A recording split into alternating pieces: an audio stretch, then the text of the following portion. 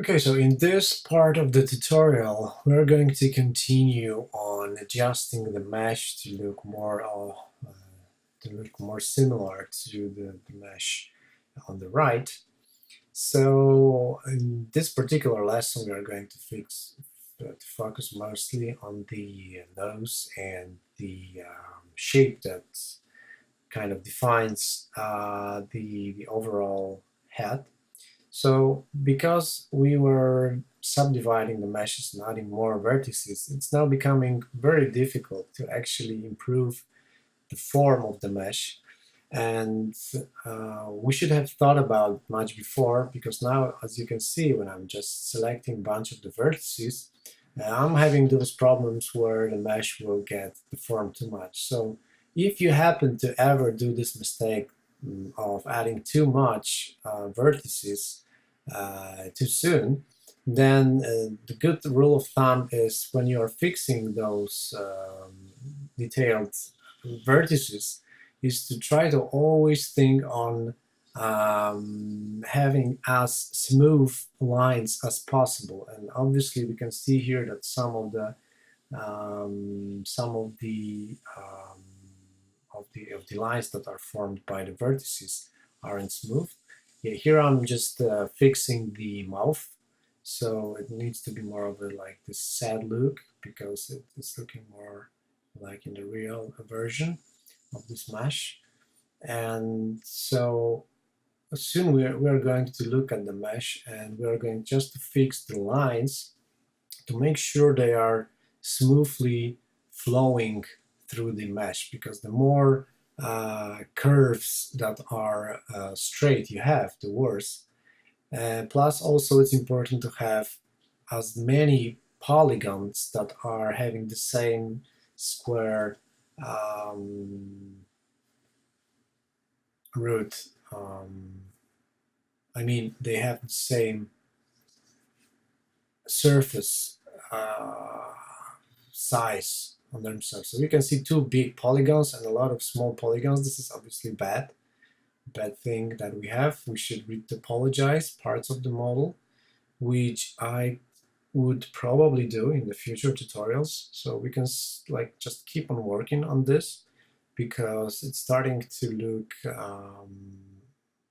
as a bad example to the modelers that are trying to learn here.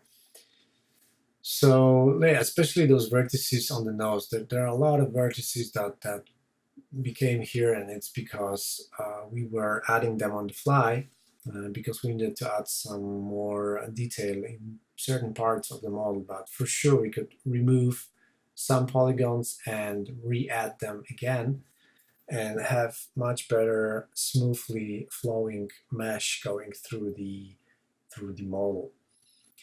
So I'm just trying to see what other differences we can apply to this mesh. And here you can see I'm going to equalize the flow of it, actually moving these parts slightly to the back, because that's what happens on the real model as well. But I think I added too much, so I undo it to select back the vertices, and I'm moving them slightly forward because they were taken too much to the back. So zooming into the model, trying to find places that we can fix, like these ones here, just equalizing the mesh. The fewer lines that are very curvy we have, the better. So I'm just selecting different vertices and trying to make those lines flow smoothly. As you can see, I'm just applying parts of it, and where I see I can improve, I am doing that here also from this other angle, trying to make these vertices flow better. So it's like smoothing the mesh. Actually, in the next tutorial, I'm going to start from smoothing the whole mesh, so you'll see how it looks like by smoothing the effect automatically. Yeah, here I'm also moving parts to the back, because we want this more depth-looking type of model.